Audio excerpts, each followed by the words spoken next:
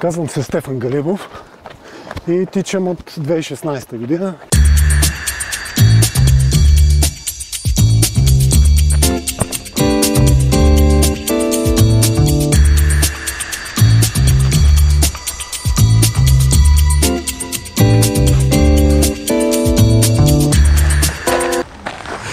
Тичане или бягане? Тичаш или бягаш? Определено тичане за мен. Бягането е за шампионите, за мен остава тичането, защото аз не се състезавам с другите, със себе си. Не, че не ми харесва да съм някъде преди средата или около средата, но...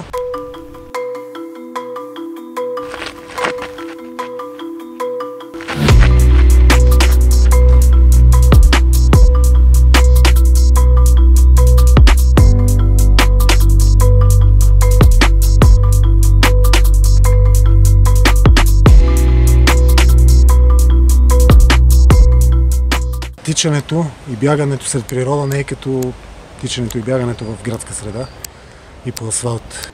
И много ми хареса това освобождаване, което човек по принцип носи в себе си, но когато тръгна да тича, с дишането усеща, че по някакъв начин умът му влиза в друг режим.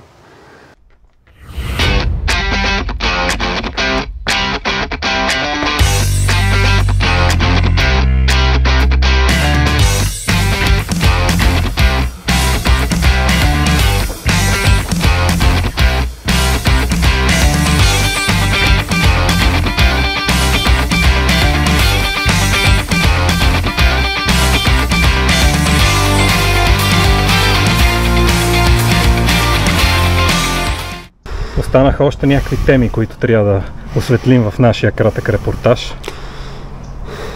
И те бяха, освен любимите дистанции, какво оставяш, от какво бягаш? Понеже това ми е образованието и се занимавам с фотография, снимане, всякакви видове снимания. И всъщност съм почти сраснат с чанти, раници, с техника, стативи, обективи, които воля-неволя мъкна дори когато не съм на работа. И когато тичам, в началото се опитах да взема някакво компромисно количество техника, защото нямаше как така изведнъж да я зарежа цялата. И се опитах първоначално с някаква, после намалих, оказа се, че трудно се издържа. Като вече поне от 3 години тичам без нищо и се чувствам олекнал, не носа нищо и в себе си. Така в общи линии човек, тичайки, олеква от товарите, които носи в живота. Включително и от техниката. Включително и от технологиите, които днеска ни затрупват от всякъде и гледа с очите си и може би е по-добре така.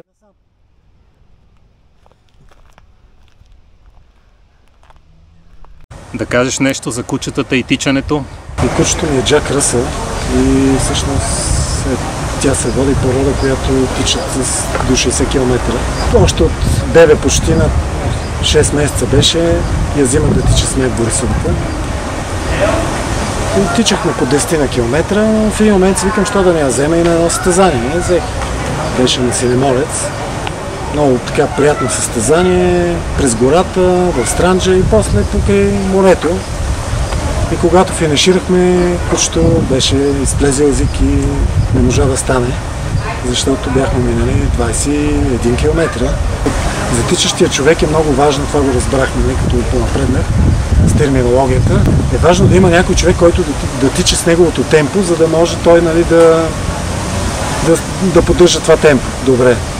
И смятам, че моето куче е идеалният ми пейсър, защото винаги тича с темпото, с което аз съм си представил, че трябва да тичам в този момент. Някак си научква.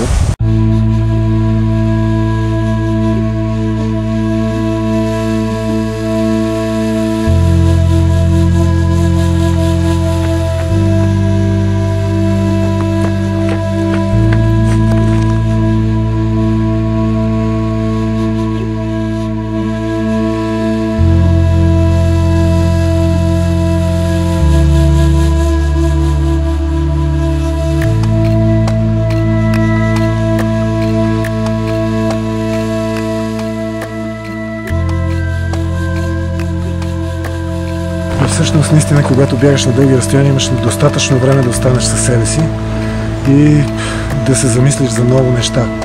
Един поздрав от мястото, където сме, специален за специални хора, които ще разберат поздрава. Връщайте слайдовете и греблата.